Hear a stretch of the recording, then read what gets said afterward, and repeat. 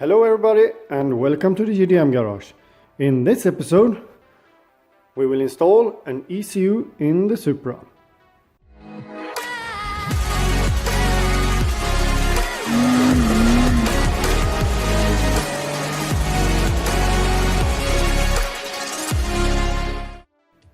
Today in this video we are doing the last steps on the Supra project. And for all of you that are new to the channel, what we are doing on this project is to single turbo convert this 2GZ GTE and building a 700 horsepower engine setup. So we are finished with the turbo and exhaust part, the intercooler piping, the fuel system and so on. And if you want to watch how I did that, you can do that over here. And what we're going to do today is to install the ECU. And this ECU is an Civinco made in Sweden, just like this channel. And this is an older type of aftermarket ECU. They don't even make it anymore, but it will work fine for this project. And this is also called piggyback ECU. So you hook it up to the original ECU. So you don't replace the ECU like you do on a standalone system. And well, yeah, they show it quite nicely on the packaging. Original ECU to Civinco to the engine. And this is also a plug and play for the MK4 Supra. So pretty easy to install as well.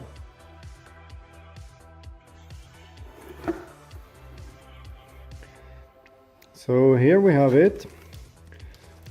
This is the ECU, and over here we have the wire harness, and this side you connect to the original ECU and this side to the wire harness in the car. And so the Civinco is pretty special. It uses these old school SIM cards for the data that you put in the slot over here. So you can have different types of tunes on every card and then change between them. And you can also do that while driving, so you don't even need to stop the car for that. So, well, pretty cool, old school.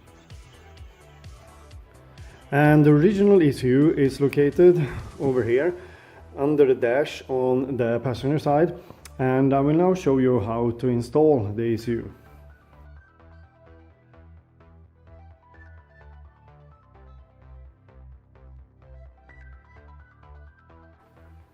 And here under the carpet we have the original ECU, and the only thing we need to do is to disconnect these connectors and then plug in our aftermarket ECU.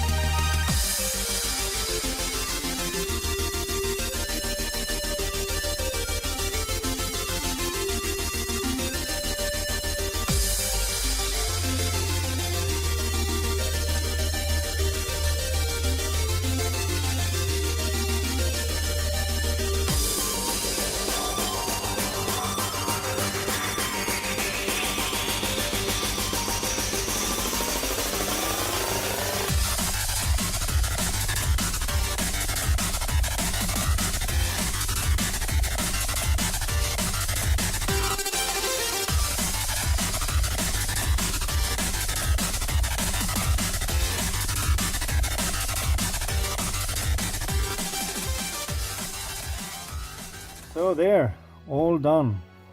And then you can place the ECU here under the carpet if you want to. But I'm gonna place this in the car so it's easy to reach, so I can change the SIM cards whenever I feel to.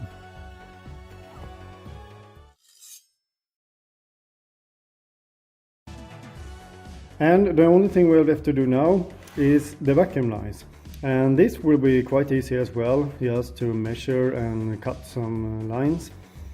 And we need vacuum for the ECU, the blow-off valve, from the turbo to the wastegate and boost solenoid. But before we get to this, we are going to talk about how we're going to control the boost. So there's different ways to do that. Either you can control the boost through the ECU, or you can do it with a boost controller like this. And if you have a modern aftermarket ECU, then it's pretty much a no-brainer, since most of them today you can hook up to a screen and control the boost through that. So that makes it pretty easy. But I don't really have that luxury with this Xevinco. So I could do it the old school way and just use the SIM cards with different boost pressures on them and then just change between them. But this boost controller was already installed in the car, so then it definitely makes more sense to use it. But even if this hadn't been installed in the car, I would have installed one either way. It just makes it a lot easier to control the boost that way. But a bummer at the same time, because then I could have shown you how to install a boost controller as well. But anyway, let's install all of the vacuum lines. And as you can see on the screen now, this is the schematics I'm going to use for controlling the boost through the boost controller. So you connect from the turbo to this T-piece, to the middle of the wastegate, to the solenoid. And this solenoid is quite easy. It says in and out on it, so it's pretty much a no-brainer. The vacuum from the turbo goes in and then out to the wastegate. So yeah, then finally to the other side of the wastegate. Then last, we need vacuum for the ECU and blow-off valve. And we have this vacuum line here on the back of the intake manifold that we can use for that.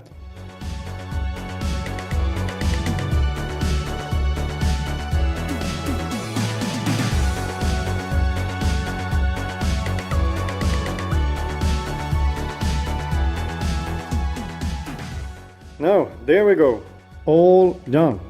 And I really do mean all done. Everything now is completed for the 700 horsepower build. And it was some custom work, mainly with the downpipe, but everything else, well, was pretty much a bolt-on.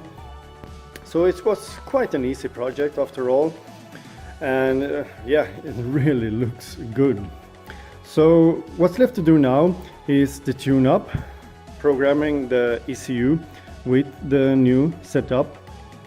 But this is everything for this episode. Thanks for watching. Subscribe if you haven't already. And stay tuned for the next episode, because then we will do the first startup.